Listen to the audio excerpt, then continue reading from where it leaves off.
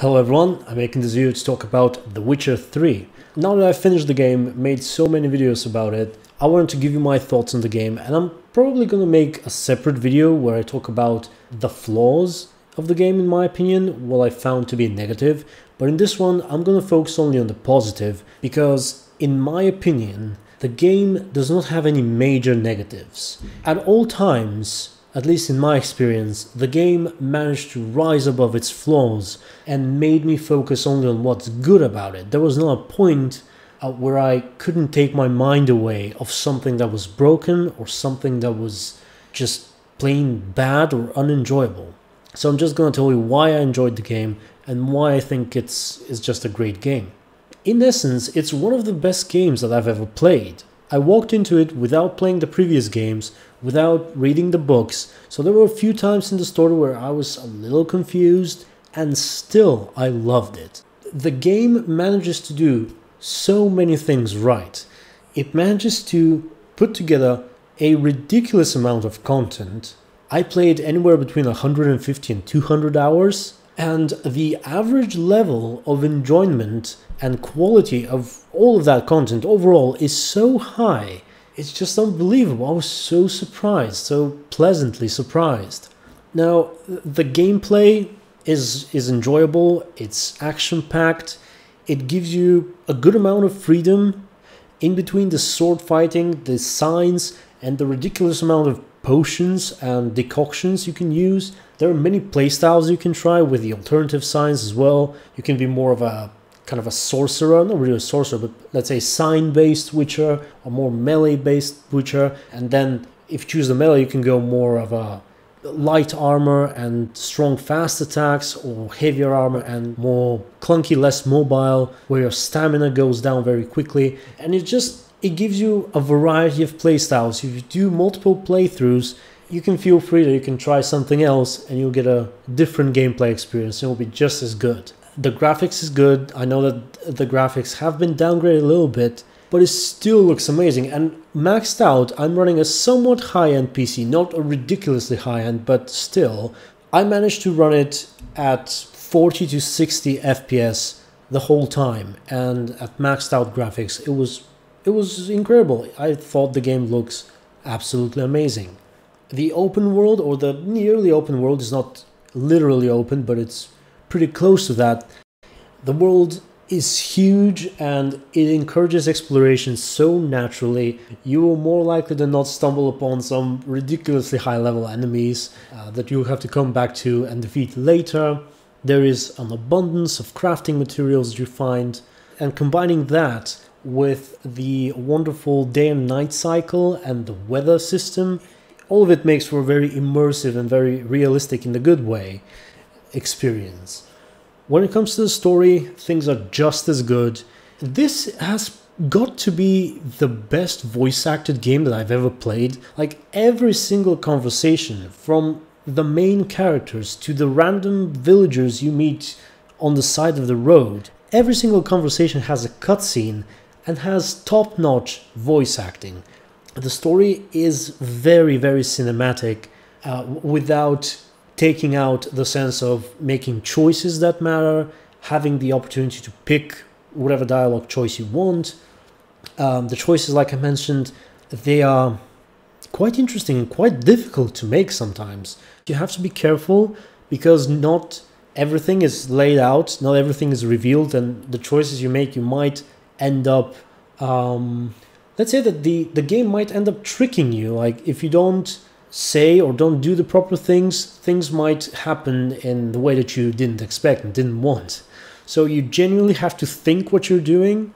It's hard to know what the perfect choice is. Some choices have short-term consequences, others have long-term consequences, so that was really well done. And on top of that, the story is presented in a way such that the bulk of it, I suppose it's divided in 3 parts. The second part being the vast majority of it, about maybe 70–80% of the story. And that biggest portion is presented in such a way that it doesn't really matter in what order you do all these main story missions. And that fits very well with the open world and with the side missions, because they can send you to all kinds of places, and sometimes You might end up leaving a certain quest line of the main story and then starting a new one, and that doesn't really matter because this biggest portion of the story boils down to putting together pieces of a large story, and the order doesn't really matter. You always end up revealing the entire picture. And then after that there is sort of a preparation for the ending and the ending itself. The ending is gratifying. You can see consequences from your choices. The game has 3 distinctly different endings. All of them are equally good in my opinion, all of them emotional, impactful and all that. And that is just the main story. The side story is probably my favorite part of this game. My mind was blown by how good the side quests are. And when I say side quests, there are 2 categories. I think it's called secondary quests and Witcher contracts. And out of those, I did all of them, or at least all of the ones that I managed to find. Out of those, the ones that are not really interesting, I can probably count on one hand. And there are so many of them. Sometimes there is just something very little that changes everything, a very little detail that just adds something memorable or something emotional or even something funny to the quest that turns it from just a go there, kill something and come back to an actual memorable experience. I can give you examples like, by the way, minor spoiler alert for a few side quests. There is is it a quest, is it a contract? I'm not sure. I think it's a side quest or secondary quest. At a Nilfgaardian camp in Velen, there's a woman who asks you to find her son. And all you need to do is go to a nearby swamp or something and interact with a corpse and come back. But the letter you find in the dead body and the conversation that follows with the woman all of a sudden turns this simple quest into something more. Probably an even better example. In Novigrad, you find a guy who promised his wife to bring her a black pearl, but he couldn't, so he asked for your help. And you meet him later in Skellige, in another land, and you meet him near a lake. He makes you dive, you get the pearl, and you give it back to him. And he says, okay, come back to Novigrad, I'll pay you. Pretty simple, straightforward quest. And then you go to Novigrad, you meet him in a tavern, and he looks kind of sad. You can ask him, hey, what's up? Didn't your wife like the pearl? And he's like, well, I suppose she did. And you're like, how come? I mean, we went to the other side of the world to get this pearl. And then he tells you a story which reveals that his wife apparently has Alzheimer's disease. He doesn't word it that way, but that's what it seems. He says that she started forgetting things and having memory problems, and at some point she forgot about him. And they had this inner joke, I suppose, something they often talked about, how he was going to bring her a real black pearl from the depths of Skellige and so on and so forth. And he thought, as a last-ditch effort, to try and get that pearl, and he hoped that that might spark something inside her and make her regain her memories, make her recognize her husband once again. But it didn't work. And that was just, wow. It made me so sad, and it was such an emotional hit and so surprising as well. And those kind of quests and the game making you feel this way is what really made the game for me. Now, couple all this high quantity of content with high quality with the wonderful practices that the developers are exercising, when they are not charging a single cent after you purchase the game. There's no paid DLC, there's in fact free DLC they're releasing every week.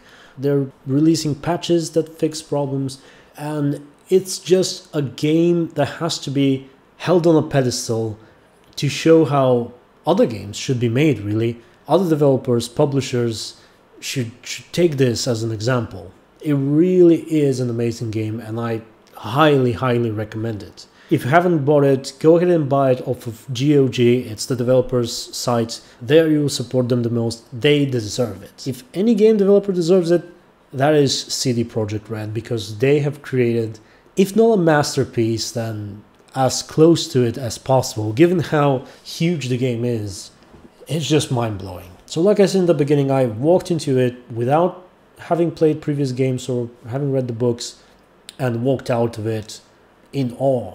That's just how good it is.